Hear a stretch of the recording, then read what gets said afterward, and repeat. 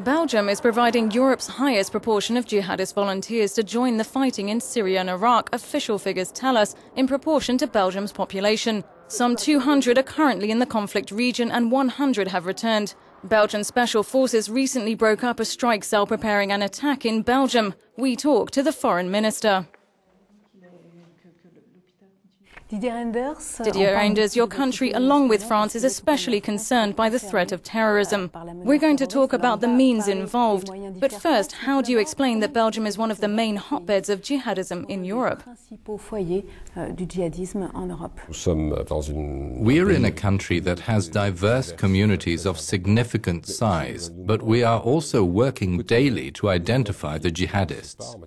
I don't know statistically if every country goes about this work in the same way, so I hope that all the countries in Europe keep track as closely as we do, which allowed us just a few days ago to carry out police operations and intercept groups before they went into action, which is essential. We keep a close eye on them, and that's probably what makes the difference. We're quite accurate in identifying the people who present a risk. Several European countries have presented a pile of proposals aimed at predicting or repressing terrorism, for example by taking away the passports of jihadists or candidates, their ID cards or even nationality. We also hear talk about giving school children courses in secular citizenship. We get the impression of measures papering over the cracks. Is all this really effective?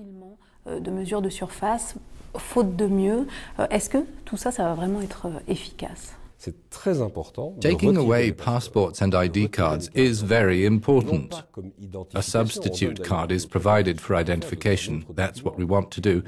Taking away these means of travel, it prevents people from moving around freely in case they are clearly indicated as dangerous.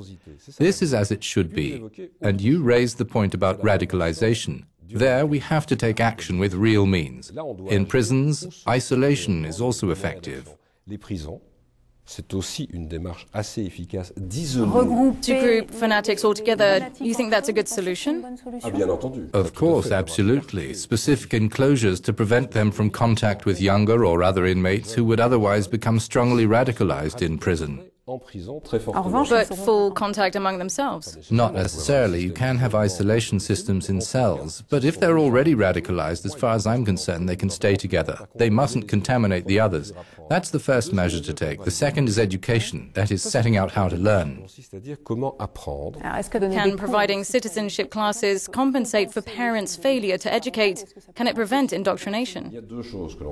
There are two things we have to do at home, and it's not the same in Belgium as in France, not the same as in other countries. For us, we have to be far more involved in education also through how imams are trained.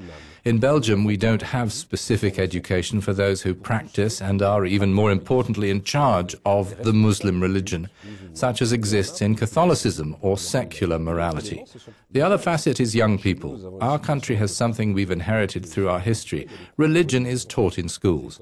But in an official school, the pupils split up to take classes in the different religions. Manifestly, what we have to do is to keep them together in class and try to talk to them not only about citizenship, but about the history of religions, about their capacity to live together even when we have different convictions. But those aren't solutions for avoiding an attack next week. Those are solutions that might take several generations to repair, which is true, the failures that have been committed in the way living together has been organized among several communities. We've heard some Muslim countries citing the plight of the Palestinians, Iraqis and Afghans to put the attacks in Paris into relative terms. There is a real overlap between these crises, the fate of these peoples, and the balancing of our societies. Will that not move along development of politics in Belgium and of European politics dealing with emblematic cases such as the Israeli-Palestinian conflict? Sur des dossiers aussi emblématiques, par exemple, que le conflit israélo-palestinien. I wish there were a stronger European Union presence in the Israeli-Palestinian conflict. We have hung back too often, leaving the Americans to take the lead. We have to work together. But first, the Israelis and Palestinians need to talk to each other again. What happened in Paris is different. Journalists were killed because they expressed themselves freely through caricature. Police officers were killed because they represented authority, but the Jews were killed simply because they are Jews. We cannot excuse or find any sort of reason for that sort of act, whether social or stemming from conflicts in the world. Qu'elle soit sociale ou qu'elle soit originaire de conflits dans le monde. Let's talk about Ukraine, the attack on Mariupol. Europe hoped that Russia's economic difficulties would force Vladimir Putin to bend his position, but no way. What sort of way out do you see for Ukraine, if any at all? Quelle est d'après vous l'issue en Ukraine? Est-ce que vous en voyez une? More pressure needs to be brought on Russia. We've used economic sanctions and sanctions on individuals and companies. We have to do that while keeping channels open for discussion with Russia. It's been a year since the start of trying to open up a dialogue, and not much has come of it. More than 5,000 people have been killed in Ukraine. We must keep up the strongest pressure possible on Russia, as we've been doing. Is partitioning Ukraine still taboo? That is what's been happening, Putin achieving his enlarged new Russia. That's what he wants to do. We want Ukraine to form back together again, taking all its parts into account. Probably some people don't feel represented and didn't by power concentrated in Kiev in the past. There is a lot of work to do there, but that doesn't rule out maintaining Ukrainian territorial integrity and sovereignty. About Greece, which is at the centre of Europe's attention at the moment, the new government is going to ask its European partners to erase part of its debt and allow it to pay the rest back over more time, freezing interest payments for a while. Is Belgium ready to accept some of these requests? The first thing is that Greece, whatever its government is, has to keep its commitments. What we expect, first of all, from the new Greek government is that it respect this. Meaning?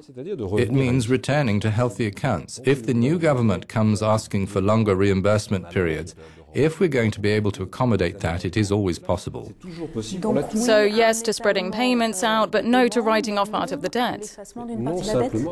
Simply no to calling into question all the commitments Greece has made itself. A government must respect what has been agreed. You were Minister of Finance for a long time. You know that 180% debt is unsustainable and that if no concessions are granted, in the end, Greece will default on its payments to the detriment of its creditors, who are mainly European states, therefore the European taxpayer. Is that what we want? What strikes me the most in the current debate is that Greece is being lined up in opposition to Europe. It's not Europe facing Greece, it's all Europe's taxpayers. When one asks, are you ready to erase Greece's debt, it means asking a Frenchman, a German and a Belgian to pay what Greece owes. That's not the way we work, I believe.